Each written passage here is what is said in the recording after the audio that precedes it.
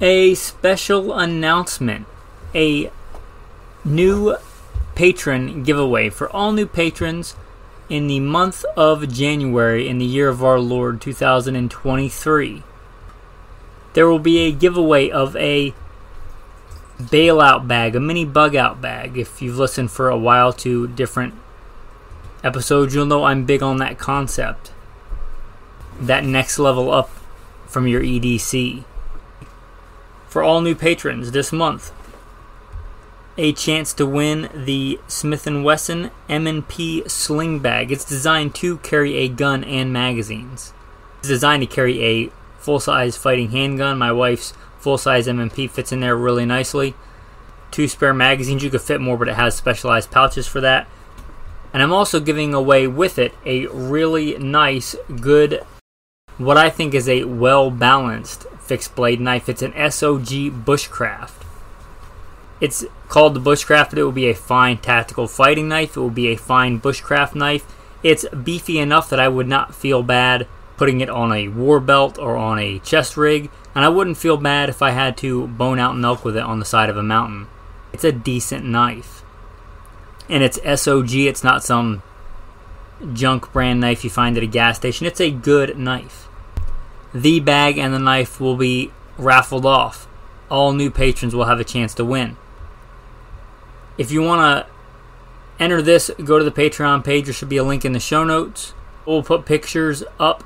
You may have to scroll down a little bit in the feed. A lot of the stuff, most of the stuff in Patreon is for patrons, but I will make this viewable to everybody. So if you want to check out pictures of this, and you want some other stuff, because there's some other free content that I put out for everybody on the Patreon page. Anyway, check it out. Don't worry if you're already a patron. I want to do a special giveaway, and I'm only going to tell the patrons, at least until after I give it away, what that stuff is I'm going to give away for existing patrons. Anyway, check it out. If you want to win the knife, the bag, click on the link and become a patron. I guess I should put in the caveat, you're going to have to be 18 because I'm shipping a knife, and I'm going to limit it to living in the United States. What is going on, gunfighters? Let's talk about Derringers today. I'm going to try a new format where I get to the meat of the episode a little bit faster. I'm going to put the bio in at the end. I will say first and foremost, I am a servant of God and a follower of Jesus Christ. Now let's talk about the Derringer, the double-barrel shotgun of the pistol world. According to my very brief research, the first Derringer was a single shot back in 1825 by Henry Derringer, typically .41 caliber. The early ones at this era were muzzle loading. So 1825, and we still have Derringers today. Most Derringers today are double barrels, over and under. And it's kind of what most people think of when they think of Derringer. So they've been around since 1825. And I was just in a gun store, didn't buy anything, just kicking around, and I saw Derringers on the shelf. Now I knew they were still being built, but it kind of sparked the inspiration for this episode because I don't often think about Derringers. I know that they exist, but there are quite a few companies that make Derringers. They're still selling, they're still on the shelves today. So obviously people see them as a viable option. Whether you do or not is not really the point. Enough people do that there are not just one but several companies making Derringers. That should say something about the design. Started in 1825 and they're still going. I'm sure production has changed from one company or another. It may have ceased during wartime or whatever, but pretty much since the 1820s we've had this design. The Derringer. So what is the appeal? Why the Derringer? Well, just like with the single shot shotgun, it has a big advantage in that you don't have to make room for the action. You look at the chamber on most modern semi-auto handguns or the cylinder on a revolver. That's a big portion of the handgun. Look at, just take your average Glock 19 and look at how much of that pistol is behind, let's say, the breech face of that gun. It's a substantial amount. With a Derringer design, you slide the cartridge in and close it. There's a very small area in the back where the hammer can strike a firing pin. I assume they're all hammer fired. There may have been a striker fired Derringer at some point. You have a hammer, which can be made pretty small. Have a spring in the grip, and you can basically have a very, very short, compact handgun. And since you don't need anything to cycle by the energy or gas or whatever of the cartridge like you do on a semi-automatic Glock or, you know, anything from a Ruger Mark IV 22 target pistol to a Desert Eagle and 50 Action Express, they all need some part of that power to cycle that action. But you don't need that with the Derringer. As long as that hammer drops and the cartridge ignites, then that pistol should function. So you could make a very similar frame in all kinds of cartridges, from 22 short to 22 long rifle to 22 Magnum, and the list goes on and on. 9mm, 45 ACP, 410 shotgun. And they should all function as reliably as that cartridge is going to work. Obviously, a centerfire is going to be more reliable than a rimfire in general because the ammunition itself is more reliable. Centerfire ammunition is, in general, more reliable than rimfire. That's one of the reasons we got away from rimfire. But all things being equal, say you have one in 380 and one in 45 ACP, and again, they can be very short and compact. Notice I didn't say light. I didn't say light because I don't think they are lighter than a lot of modern small, let's call them bug guns or backup guns, really, really small semi-autos, or even lightweight revolvers. I don't think they are lighter. They're pretty heavy because they're mostly steel, but they are small and compact. Sometimes lighter is more important to people. Sometimes compactness is more important to people. You can argue whether this is a good idea or not, but it doesn't really matter. The fact is, some people see it this way. If a woman has a certain pouch in her purse, that's what she's willing to carry a gun in, the weight of that is less important than the sleekness and the thinness and the shortness of that firearm being able to fit in that pocket. Do I think that's maybe the best idea? No, but at least the woman has a gun. I mean, she doesn't have kids. I'm not gonna argue with that. Another situation, when I was a police officer, it was not uncommon. I didn't carry this way, but it wasn't uncommon for police officers to carry their backup gun in a spare handcuff case. Notice a lot of times cops will have several handcuff cases on their belt. Sometimes those are handcuffs. Sometimes those are guns. So a nice, sleek, little, thin, unobtrusive, short gun like a Derringer that's chambered maybe in the same cartridge that their duty gun is, that fits in that handcuff case and doesn't bulge out. It doesn't really matter to them whether it weighs 11 ounces or 14 ounces or 25 ounces. Have so much stuff hanging off that belt, a few more ounces giving them the ability to have another gun there is more important to them than the weight of it. So it's not always about weight. And those are just a few circumstances. It's not uncommon for people in the professional gunfighting community to carry backup guns in their cummerbund of their body armor. Something like that, where it's sleek and svelte and may be able to go undetected in a cummerbund of body armor. A Derringer would fit that role. It might not be the lightest option, it may be the least conspicuous option. And again, it's not a primary weapon. I don't think any operators are running around Afghanistan, well, not Afghanistan anymore, I guess, Iraq, or the Ukraine, the Derringer as their primary. But there may be quite a few with them as a backup gun.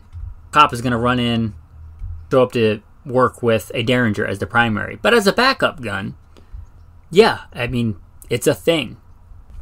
Now let's talk about another thing. I mentioned the 410.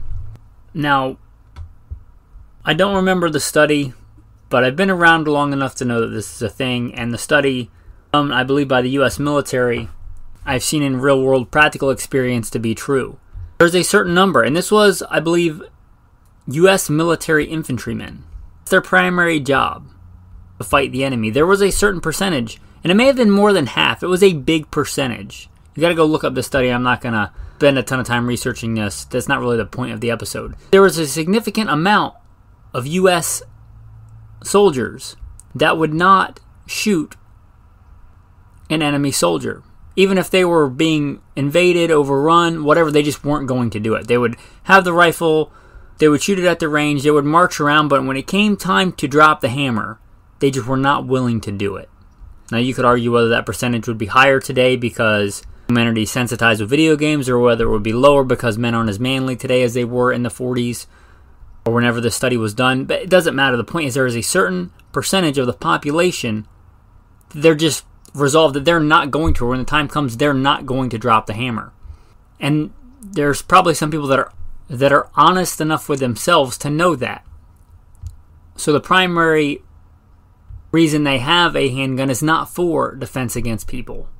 I think even in the wilderness, a lot of times that's your biggest threat. That's not why they're carrying the handgun, because they know they're not going to use the handgun. They're not going to shoot a person. They're just not. Would rather die themselves. And again, we could argue whether that's right or wrong, but that's a thing. We must concede that that's a thing. But for those people, say they're out in, I don't know, Nevada. Rattlesnakes are a thing. Texas, places like that, right? Maybe rattlesnakes are their primary concern, right? And they want as small a solution as they can get to take care of that. You know, one of these little Derringers with 410, number 9 shot or whatever you want is a good option for that. Maybe they want something for rattlesnakes and feral hogs. A little Derringer with number 9 shot in one barrel and triple-aught buck, I think it's 5 pellets, a triple-aught buck, or the defensive disc loads or whatever, in the other barrel. Maybe for them, that's what they want. For a tiny little gun like that. Maybe somebody that's going fishing, that's water moccasins or something like that, right? I'm not going to criticize them for that. I'd rather have them have that than nothing.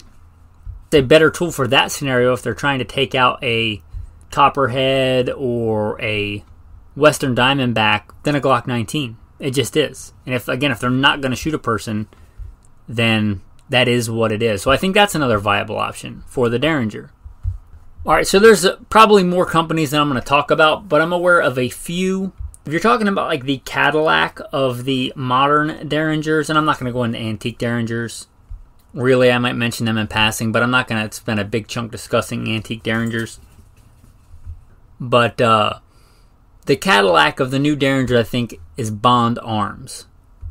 They're fine machines. They're machined really well. They have a nice fit and finish. They're classy looking. I even mentioned them in the Classy Carry Guns episode. It may come out before or after this. You should be subscribed, so it shouldn't matter anyway. But they're a classy looking gun. And I think they might make a smaller version, but a lot of their calibers are built on the same size frame, which is really smart as far as engineering and manufacturing costs go.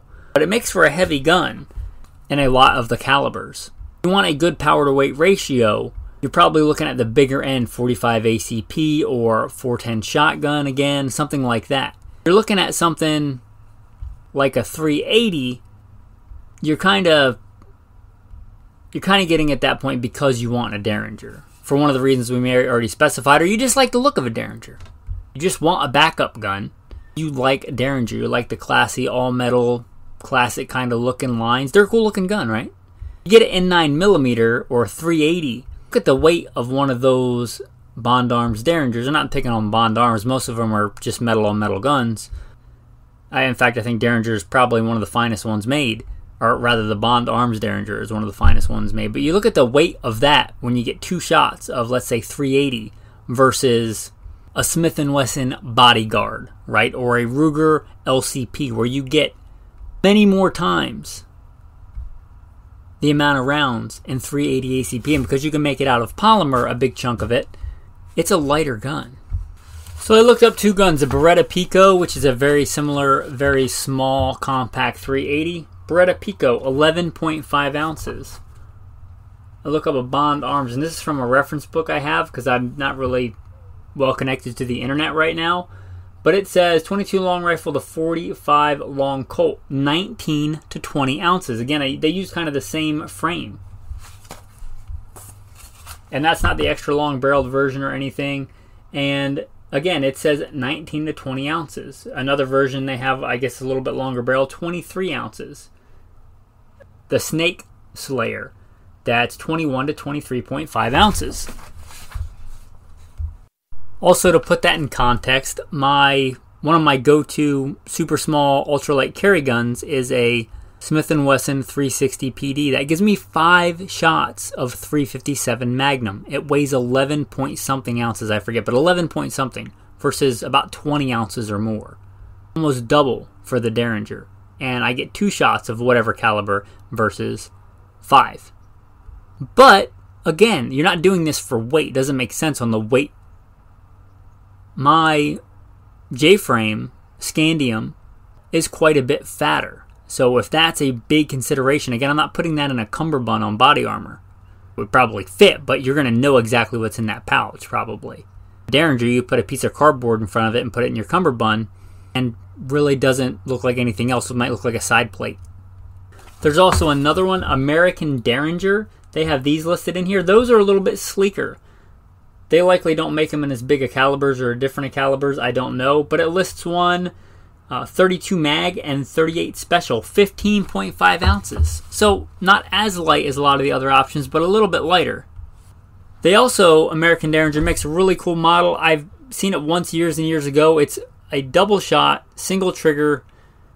I don't know how to describe it. Just it doesn't look like your classic Derringer, except that it's double barrel. But it's a 22 long rifle or 22 mag, 38 special, 9mm. And it even says 40. I doubt they make that one anymore, but it's kind of an unconventional design. But that one, 14.5 ounces. Now, obviously, the most pleasant of these to shoot is probably going to be the 22. And that begs the question, if you were going to get one of these in 22, why wouldn't you get the NAA mini revolvers? Again, for a backup gun, they're so small. I don't know that they're any fatter than a Derringer. The difference is probably negligible. They would almost certainly fit in a handcuff pouch. And that would give you 5 shots versus 2. And it would also weigh, it says, 4 to 6.4 ounces. So if you get the smaller one, 4 ounces. That's tiny. Again, you get 5 shots versus 2. If you have to pull this thing out as your backup gun, things have gone really, really wrong. I don't know that you'd ever need, you probably need 1 or 2 rounds to get somebody off of you. It's lighter. It's probably no fatter because of how small these are, if you don't know what I'm talking about. And they're like less than half the weight, be a quarter of the weight. So if you're doing the 22 long rifle, I don't know that it makes a lot of sense unless you just want one because they're cool. Just want to have a Derringer and you want to shoot it and have fun with it. That's a whole nother reason. That's, you know, that's totally up to you. There's nothing wrong with that. But I think if you were going to get this, a lot of the, let's say, practical application would be getting it in a similar round that you carry. Cop that's carrying 9mm, you get a Derringer 9mm, you throw 2 rounds in it, you throw it in your handcuff case, your cummerbund, or an ankle holster, and you forget about it. Train with it every once in a while when you go to the range, your backup gun qual or whatever. It's there if it's a really, really, really bad day. I think that's a more viable option and an actual, let's say, more typical defensive carry round. There's also some cheaper options. I think it's Cobra, maybe saying that wrong. I think it's Cobra. They make some, they have for a while. I think they're still making them, and they're, I don't know what they are with inflation, but they're way, way cheaper than a lot of the other options. And it's a simple mechanism. The same way that you can make very affordable and very reliable single shot break open shotgun, you can likely make a pretty inexpensive and reliable Derringer. I assume, I'm assuming that because of the similarity with a shotgun. Generally don't get much in the way of unreliability with even the cheap, let's say, Turkish knockoffs in the single shot shotgun world. I'd say a lot of bad things about them, but I don't think you could call them unreliable. I don't know if the dirt cheap Derringers of the Cobra or maybe some other importers, probably from Turkey now, they're making a lot of guns. I don't know if they have reliability issues. You want to test that out. Again, this is not really a tool you're going to go in as your primary. You want to make sure that it works. The odds of you running dry on your rifle or it having a catastrophic malfunction, which if it's an AR is not outside the realm of possibility. I've been there. Then you go to your secondary, your full-size fighting handgun, M17, whatever, and that gives you problems. And then you go to your Derringer and that thing doesn't work. I mean, any gun should be reliable, but you get what I'm saying. This is probably not a gun, especially if you've ever shot one. I used to own one. It said Remington and then Derringer and 38 Special. So old it was a single shot. And I shot that in 38 Special, and that was not a gun that I would want to run a lot of rounds through. I don't think if you're getting these in any kind of defensive caliber, it's a gun you're going to go shoot, 1,000 rounds through. That's not the purpose of this gun. I'm going to shoot a few to make sure it works and it's functioning and whatever. But you get my point on that. And again, another intriguing option would be the 410/45 long Colt. Not so much for me. For some people, right? We talked about that already. And you do have the option of the Forrest Judge or the Smith & Wesson Governor, but those are big revolvers. Just the cylinder on those guns is probably bigger than the entire Derringer. So that's something to think about. If they have it just in case there's a copperhead, they have it on them when they're out doing stuff in the back 40 and they tip over an old wood pile and there's a copperhead nest. That's a thing. They have it on them. They might be a lot more apt to carry one of those little Derringers than, let's say, a Smith & Wesson Governor or a Judge. Anyway, those are my thoughts on the Derringer. You decide whether or not they have any practical application. They may not for you. I think for some people they do. And I think for that reason alone, they're worth a talk. I think if you are going to get one as a true backup gun in some kind of practical defensive scenario, get it in the same caliber your primary gun is in. That's 38 Special or 9mm. I think that kind of makes the most sense. If it's for snakes, get it in 410. If it's for just having one because they're cool and you want to go out and shoot and have a lot of fun, get it in 22 long rifle. You just want a Derringer and you want to have different things when you go out to the range and shoot and have fun, then there you go, right? Get it in 22 long rifle. It's not going to be nearly as unpleasant to shoot. And if you ever decided there was a heightened risk, it was riots or civil unrest, and in addition to your normal carry, you wanted a true backup gun, throw it in a belly band or a ankle holster or a back pocket or a front weak side pocket. That's how I carried my backup gun, which was not a Derringer. It was a Smith & Wesson J-frame. When I was LAPD, I'd carry it in my weak side pocket, on my left pocket. So if I was on my right side or my right arm was taken out or I was laying my right side with a dude or two or three on top of me, pummeling my head, I could still get to defensive option on the other side. Whatever you choose, again, you decide how practical or impractical they are. With that, I want to say thanks for listening. I'm going to throw in the tactical verse of the day so you don't miss it. And then I might do some housekeeping stuff, and then the bio, and then the tactical tip at the end. If you don't want to listen to the bio, you can just cut it off. But I don't want you to miss the tactical verse of the day. This is Jesus talking. And he said to them, "Come aside by yourselves to a deserted place and rest a while." Men, Jesus often went out into the wilderness, the desert, the deserted places. It's good, it's restful for the soul.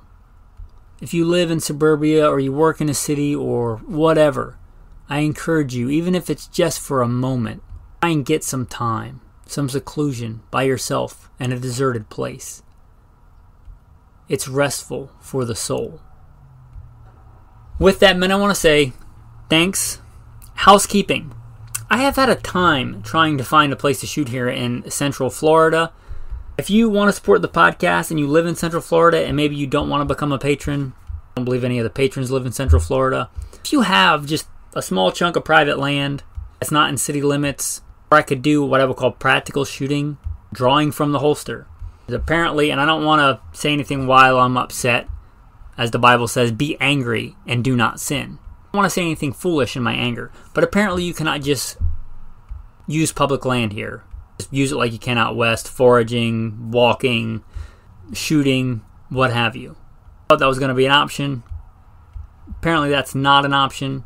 Also, there's a range that's not really close. I went there today and they have a 10-yard pistol range and a 50-yard rifle range. And you have to shoot just static with the pistol. You can't do any holster work or anything with the rifle. It's literally sitting on a bench. So I think dry firing is a better use of my time than that. It's great for people getting into shooting or whatever, but I would like a place where I can actually shoot. If you want to support the podcast, you live in Central Florida, you have some, again, private land, I'll pick up my trash, be a good steward of the land. I just thought it was worth a shout out if that's you before I get frustrated here. But if you live in Central Florida and you have some private land that's not in city limits where there's a safe place to shoot, I don't even care at this point if I have to stand in ankle deep water, if it's a swamp. If I can shoot there safely and legally and draw from the holster, it would be much appreciated. I was actually thinking about doing a shout out to see if enough people wanted to take a training class while I was in a densely populated area, because if I do one in the middle of nowhere out west, the likelihood is not going to be good. But first I got to find a place to actually shoot. So step one first. If you have a place, again, I would greatly appreciate it. I would be very humbled. All right, that's the housekeeping. I'm going to plug in the bio and then the tactical tip. So, who am I? Who is this person talking to you from across the internet? Why should you listen? First and foremost, I am a Christian, a servant of God, and a follower of Jesus Christ. God has blessed me to do many things in my life, for I could do nothing apart from Him. U.S. Marine Corps combat veteran, did a couple of tours in Iraq.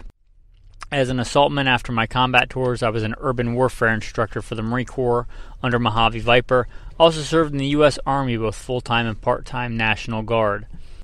Also did several years in law enforcement. LAPD, I worked regular assignments and more specialized assignments. Been a private contractor for a 3-letter government agency.